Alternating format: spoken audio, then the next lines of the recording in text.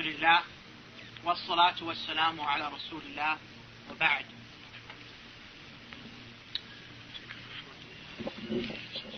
وَإِنِّي سَأَلْتُ رَبِّي لِأُمَّتِي. I asked my Lord for my ummah.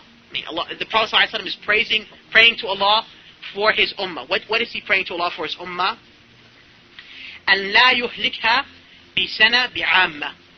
That Allah subhanahu wa ta'ala would not destroy this ummah with a general famine. In other words, that the ummah of Muhammad sallallahu alayhi wa sallam would not die of a general famine. And then the Prophet sallallahu alayhi wa sallam mentioned a second matter to which he prayed to Allah Azza wa Jal for, وَأَنْ لَا يُصَلِّتْ عَلَيْهِمْ عَدُوًا مِنْ سِوَى أَنفُسِهِمْ. That Allah subhanahu wa ta'ala would not cause an enemy outside of them to overtake them. To the degree that this enemy would, فَيَسْتَبِيحَ بَيْضَتَهُمْ, that he would be taking over their main lands, their main capital. And so Allah subhanahu wa ta'ala replied to Muhammad sallallahu alayhi wa sallam with the following.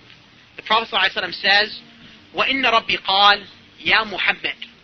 And that my Lord said, O Muhammad, إِذَا قَضَيْتُ قَضَاءً فَإِنَّهُ لَا يُرَدْ. That if I decree something, it will not be overturned. So here the Prophet sallallahu alayhi wa sallam prayed to Allah for his ummah for two things. That we do not die, we are not destroyed by a general famine, and that the enemies of our enemies will not overcome and take over us as a whole. But Allah said to the Prophet ﷺ, O Muhammad, when I decree something, it is not turned back. And then Allah subhanahu wa ta'ala told the Prophet, وَإِنِّي أَعْطَيْتُكَ لِأُمَّتِكَ. And I have given to you for your ummah, أَنْ لَا أُهْلِكُهُمْ بِسَنَةٍ. That I would not destroy them due to a general famine. بِسَنَةٍ عَامَّةٍ. That I would not make a general famine destroy them. وَأَنْ لَا أُصَلَّتْ عَلَيْهِمْ عَدُوًا مِنْ سِوِي أَنفُسِهِمْ. That I would not strike them or overtake them with an enemy outside of themselves. فَيَسْتَبِيحَ بَيْضَتَهُمْ. Who will then overtake their main lands. وَلَوْ اجْتَمَعَ عَلَيْهِمْ مِنْ أَقْطَارِهَا. Even if they were to gather from all the regions of the earth. So see what happens here. The Prophet ﷺ, this shows us how the Prophet ﷺ's care and love and concern for us. As Allah subhanahu wa ta'ala says that the Prophet ﷺ, his care for us is more than our own care for our own selves. So he prays to Allah subhanahu wa ta'ala that Allah does not destroy us with a famine, and that Allah does not allow an enemy from outside of us to come and overtake us. But Allah subhanahu wa ta'ala tells the Prophet what? Allah tells the Prophet that if I decree something, it will not be overturned. Meaning that to teach the Prophet sallallahu alaihi wasallam that in the end, and to teach us that in the end the matter belongs to Allah subhanahu wa ta'ala. Allah is the one who decrees it. Even if the Prophet makes a dua and entreats Allah azza wa jal for something, it is up to Allah whether He is going to grant that or not. With Him is the affair, and in His affair He has the highest wisdom. And yet, at the same time, Allah is merciful, and Allah subhanahu wa ta'ala responds to the dua of the Prophet sallallahu alaihi wasallam and says, and I have given you, Muhammad, for your ummah, that I will not destroy them with a general famine, nor will I allow their enemy to overtake their lands, even if they were to gather from all the regions of the earth. And so, here we have, good news from the Prophet sallallahu alaihi wasallam. That one thing is that this ummah will never die of hunger. This ummah would never die of hunger. Yes, maybe part of the ummah might die of famine. This has happened many times in history. And even in recent history. Parts of the ummah, might die in famine. Parts of the ummah might, face these things. But the ummah as a whole, in the sense that Allah subhanahu wa ta'ala would destroy us also, all of us would die of hunger, this will not happen. And in fact, this even shows us very clearly when the time will come, as the Prophet sallallahu alaihi wasallam said, when the time of a Dajjal, because when a Dajjal appears, before he appears, 3 years before he appears, a third of the rain on the earth will not fall. And then in the second year, 2/3 of the rain will not fall. In the third year, no rain will fall. And so the people will eat all the plants and all the animals, and so the people will face great hunger. humanity as a whole, you see. And what will happen? Well, they asked the Prophet ﷺ, how will the Muslims be? The Prophet ﷺ said that they will attain their nourishment by tasbih and tahmeed, by saying Subhanallah and Alhamdulillah and so forth. The ulama in the past time say, if you look at the Tarikh al-Bidayah wa Nihaya by Ibn Kathir, the last volume concerning the signs of the hour, Ibn Kathir says that this hadith should be taught to all the children. Why? Because you don't know which generation is going to face these events. So some of the ulama say this hadith should be taught to children because these children might be the children who are going to meet these events, and so they should know that when this great hunger and famine comes and there's no animals or plants to eat because they've all died, right? Then therefore to say tasbih and tahmeed in order that will be their nourishment.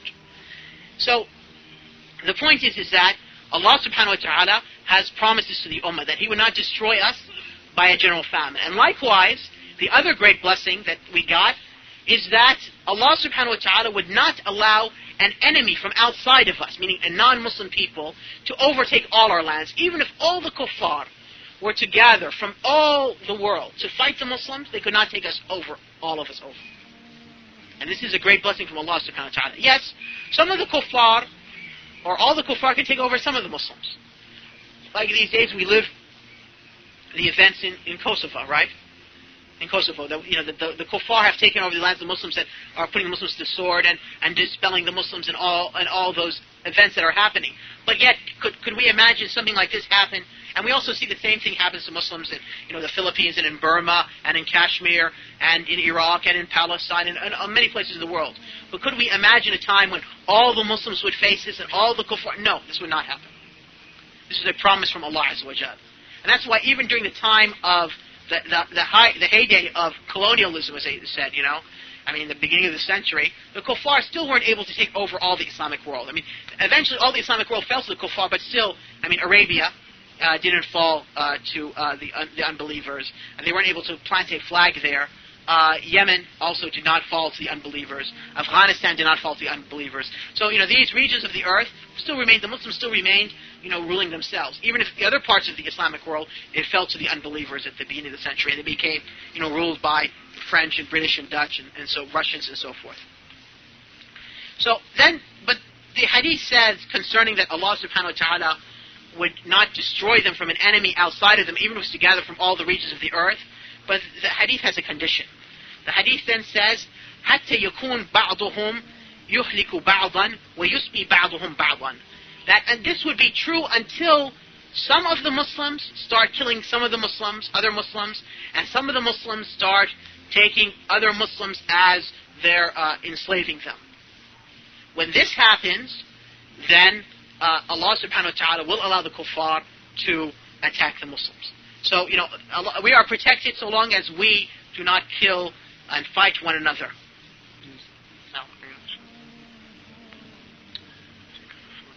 You said that Muslims will not have to fight non-Muslims and Muslim enemies at the same time.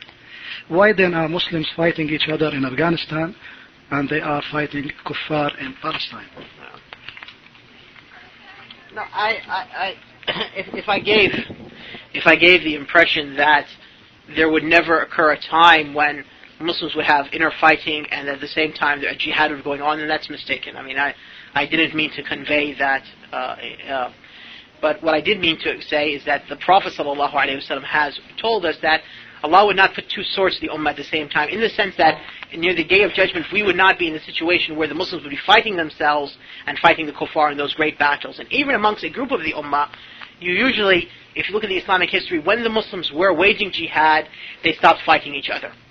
Now, that doesn't mean that Muslims elsewhere who are not engaging in the jihad are not fighting each other. So for instance, if you look at Islamic history, when the Muslims of Asham and Egypt decided to deal with the issue of the Crusades, the fighting between themselves ended.